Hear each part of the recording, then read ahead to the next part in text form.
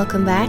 In this episode we're going to talk about the Ark in the Sanctuary and the condition for having an active sanctuary service.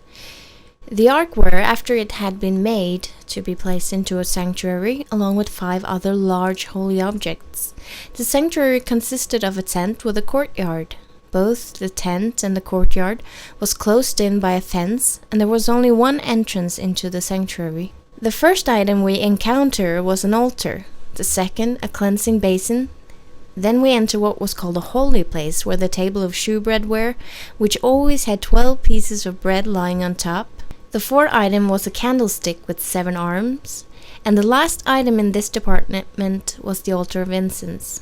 All the items had in common that they needed weekly attendance. The bread was changed once a week, making sure that there were bread there at all times. They also had to have lights on the candlesticks burning at all times, and the incense was also always to go up before the Lord. Behind the next veil was the place that was called the Most Holy Place, and it contained the Ark of the Testimony with the mercy seat on top. And a high priest that were to enter the Most Holy Place once a year with the blood of the yearly sacrifice. The Apostle Paul says about this sanctuary and these priests, seeing that there are priests that offer gifts according to the law, who serve unto the example and shadow of heavenly things, as Moses was admonished of God when he was about to make the tabernacle, for see, saith he, that thou make all things according to the pattern showed to thee in the mount. So the priests were performing a ritual that were to be a shadow of something greater that they were all waiting for. So briefly back to Eden. This is where man was first separated from God, because at the end of the day, it's all about God's solution to what once started here. And this is basically the key sentence to this study in this episode. Man was separated from God because of sin. The sanctuary showed God's solution to reunite man with himself. The Lord was visible to Adam and Eve in the garden, but after they sinned, he had to hide himself in a pillar of cloud, seeing man could no longer behold him while they were in rebellion. God's law, the foundation of God's authority, was condemning them. There was no peace between the Lord's kingdom and the sinners. If God removed his law in order to save them, he would have allowed sin. Instead, his plan was not to remove the law or call it unrighteous. He decided to go through with the penalty, but still he decided to save the sinner by giving them a chance of salvation through a substitute sacrifice. The sanctuary was therefore made to show how the sinner would be reconciled with God, how the accusation against the sinner could be blotted out, not by removing the law, but by respecting the law. Man were to place their sin unto a lamb, an ox, or another chosen sacrifice, and then sacrifice it, all this by the help of a mediator or priest. Then the blood was carried into the sanctuary, and once a year it was taken all the way into the most holy place and sprinkled upon the mercy seat. In the original Hebrew text, the word mercy seat is really called kaporeth, from the word kapar, which means a place of atonement. To atone is to make amends or reparation as for an offense or a crime. You get the point.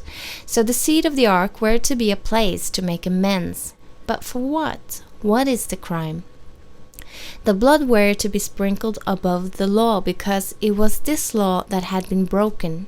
John says, whosoever committeth sin transgressed also the law, for sin is the transgression of the law. And the only way to restore this relationship and unite the two, God and man, was for God's violated law to be respected and obeyed. And this respect is shown in the blood sacrifice that are placed on top of the law.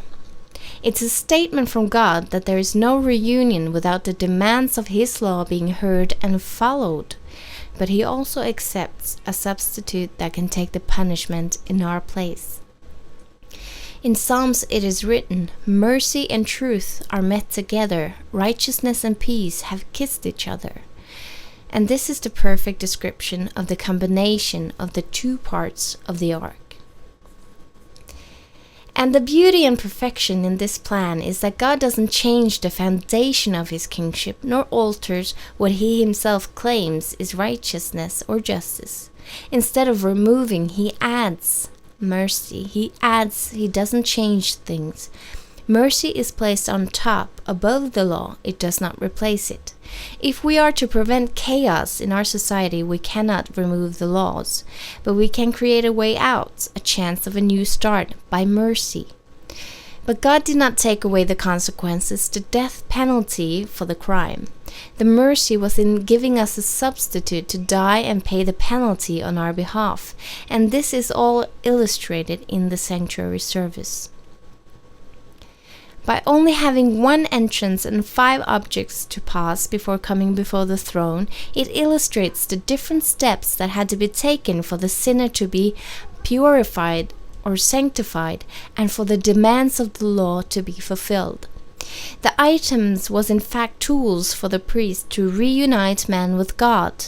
Later, we're going to look deeper into what these items was a shadow of.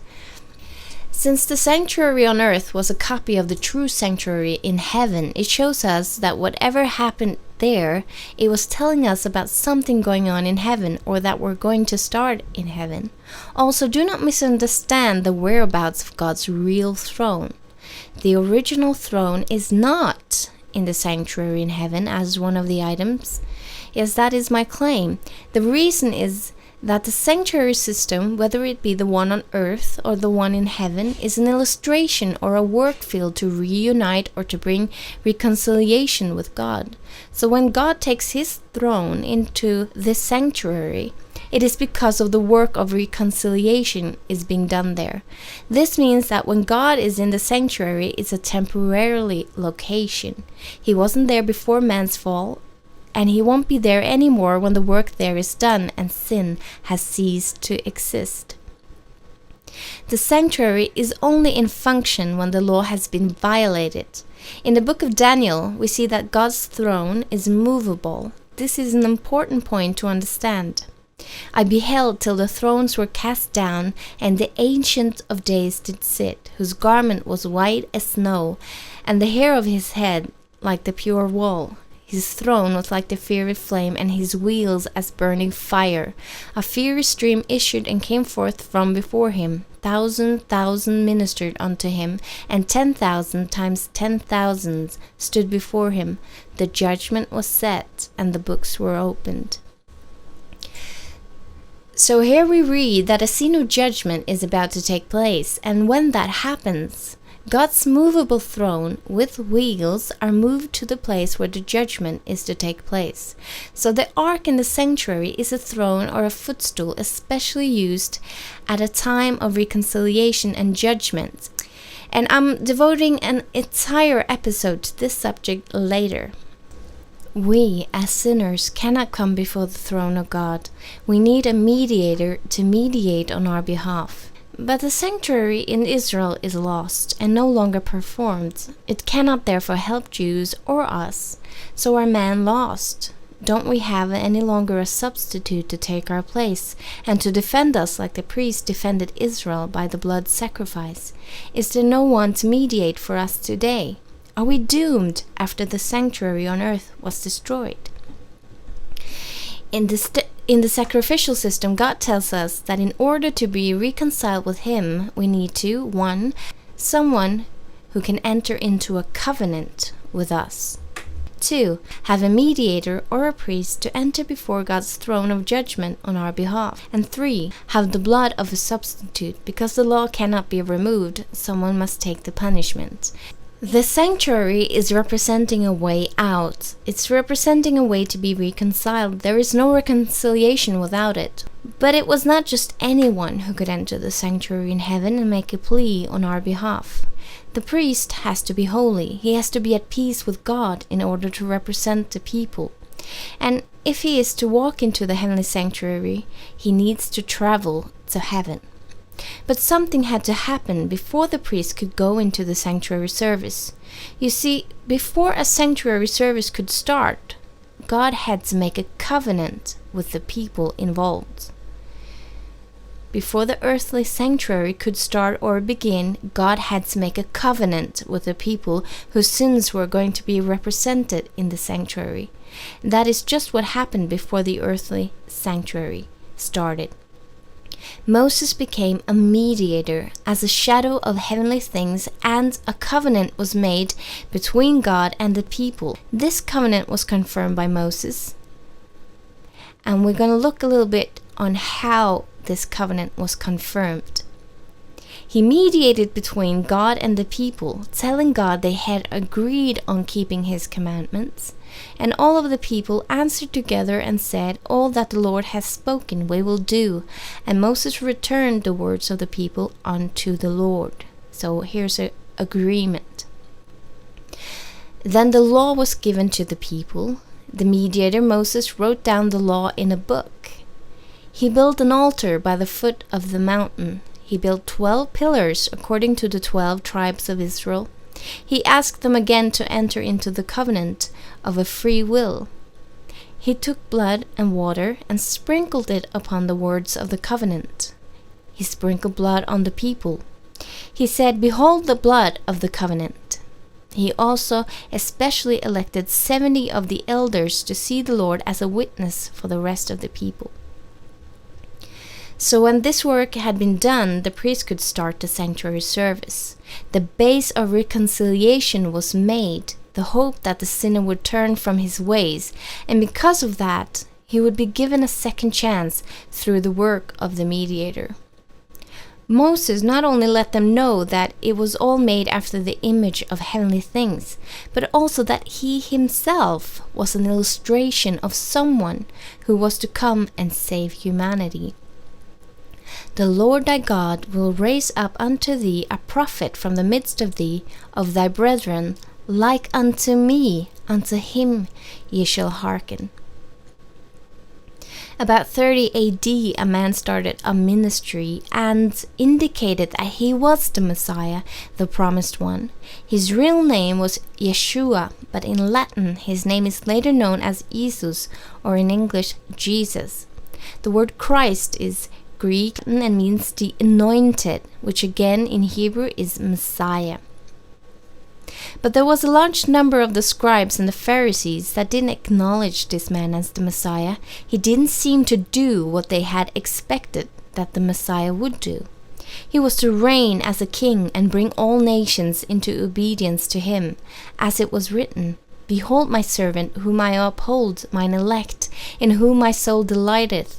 I have put my spirit upon him. He shall bring forth judgment to the Gentiles.